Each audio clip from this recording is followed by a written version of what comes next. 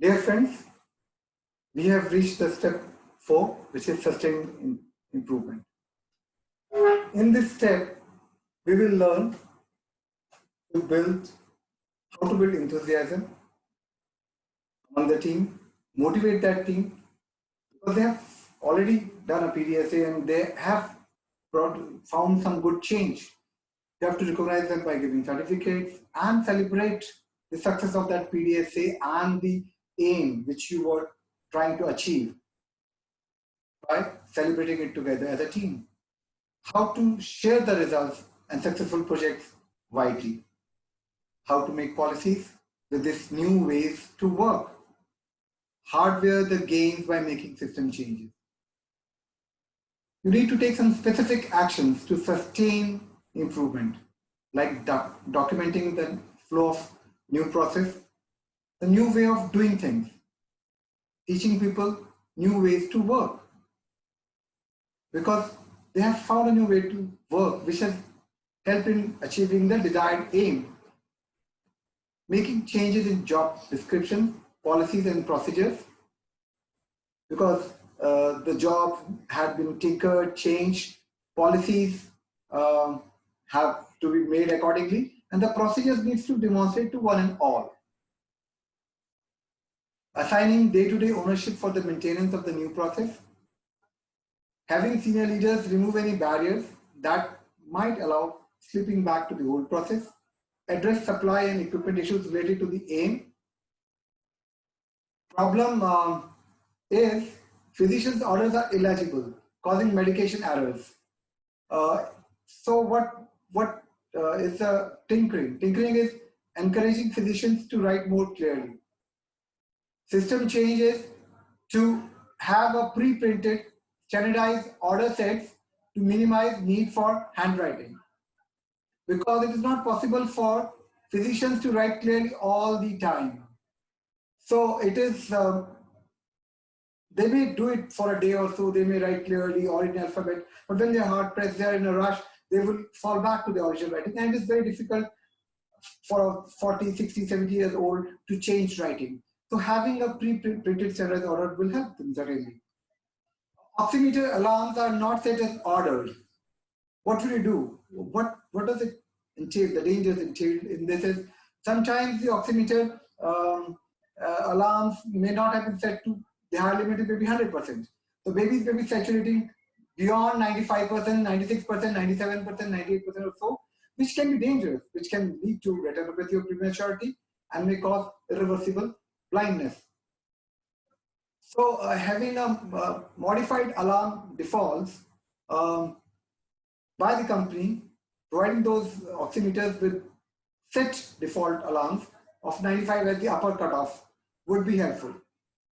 Breast milk use is low for premature babies, so it will you can do either hiring a new lactation consultant or analyzing current process and making changes to improve use of breast milk. Probably the mothers were not taught to initiate or maintain lactation in the initial few days when the babies were inside NICUs and were not being breastfed.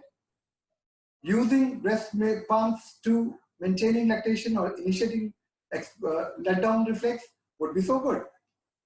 Improvement is more likely to be sustained when the new way of working is easier, certainly easier, works will be followed by all. Is obviously better, can be adapted as needed, and is easy to measure and monitor. Frontline workers were involved and allowed to develop the new way of working.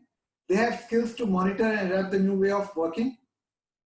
That is important because it's not the most experienced consultant with 22 years of experience or 25 years of experience telling them that, yes, I could do it. That is not.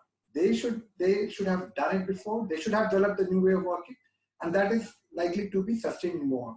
The unit and facility leadership can play a role in sustaining the improvement if they are involved in developing and sustaining the new way of working. The organizations has a role to play because they can develop structure and system to support quality improvement. They have to develop structure and system to support the new way of working. Building enthusiasm for improvement. So that is the crux for sustaining improvement, because people need to be enthusiastic about it. And how can you be enthusiastic? By a smart aim for a first project, which is challenging yet achievable. You should carry out that project, build your team, do not work alone, keep higher works informed, seek guidance from QI mentors, continue self-learning, document your work so you can share it, display your progress in the department on notice boards.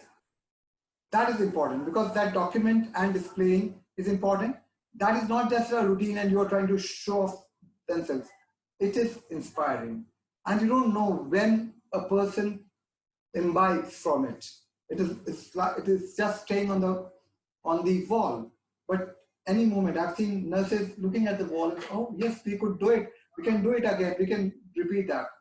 Or involving new members and teaching others the basic of improvement. The key to success is having a local champion who is a leader, who respects others, keen listener, believes in collective wisdom of the team rather than being directive, identifies and harnesses key strengths of members, sets examples, incentivizing people who have worked well, rewarding successful teams, having certificates, QI Star of the Month, giving them the Star of the Month award, providing opportunities to disseminate and share successes. Personal aspirations must be met and people should have a positive attitude, because being positive can enable you to address barriers, challenges which may prevent us in achieving our aim.